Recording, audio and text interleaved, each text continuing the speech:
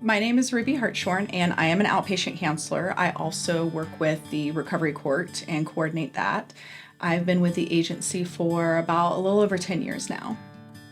So when I was in my grad school program, we had the opportunity to do an internship, and I ended up choosing ComQuest because when I was in school, they had someone come in and speak, and I was very interested in what they had to say, so I decided to give it a go.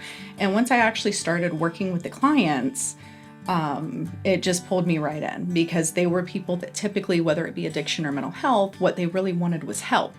And I felt that I was in a position that I could get them connected to the services that they needed. And so once my internship completed, I actually requested and applied to be hired in. And I was lucky that I was able to get hired right in, and I have been here ever since. So for me, sustainability is kind of like a balancing act.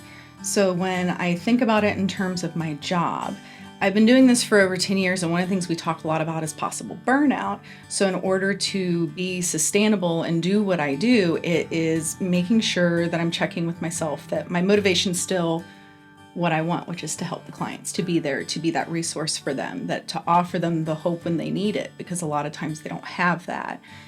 The week I had shingles, I opted to work from home simply because, it's shingles. We were trying to be cautious, because if someone hasn't had chicken pox, they could get it. But it was also because, the medication at times made me a little dizzy. And so I just felt more comfortable working from home.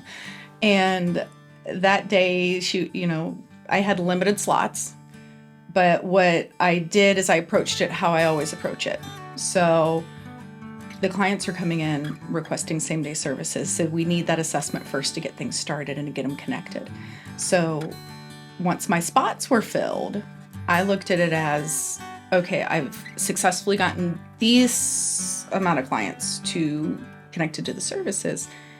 How many more people can I realistically take, complete the assessment, get connected? And so I kind of just kept going. And the next thing I knew, it had been 3 days and I had done 16 assessments because I just kept approaching it the same way. I've already seen this person, gotten them connected. Am I able to see one more and get them connected? Because even though that's my goal, is to get them connected, I want to make sure that they're also getting a good quality care, that they're getting my full attention, and that I'm actually listening to what it is that they need so that they get connected to the right thing. One of the big things that I've seen, especially within the past year, is that by switching to same-day access, the reason we did that is because we were paying attention to what was needed. We were evaluating and determining what the need was and how can we alter things so that we can meet that need and therefore help the people that need help. So I think paying attention to that and being aware of what we need to change in order to better help is huge.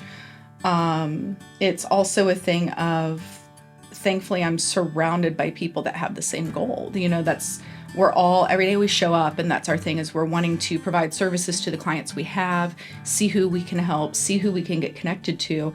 And so that also ties into everything, because even though we're constantly changing, the goal is still the same, to provide quality services and help people where we can. And so we hear it a little differently sometimes, where it's because of you returning my phone call, and getting me connected, or, I remember talking with you and you genuinely cared, and because of that, I got referred to residential or outpatient. But sometimes if we can plant that little bit in their head, that little seed that kind of grows over time, and that it gets them to either re-engage in services or maintain, and that's all we can ask for at the end of the day.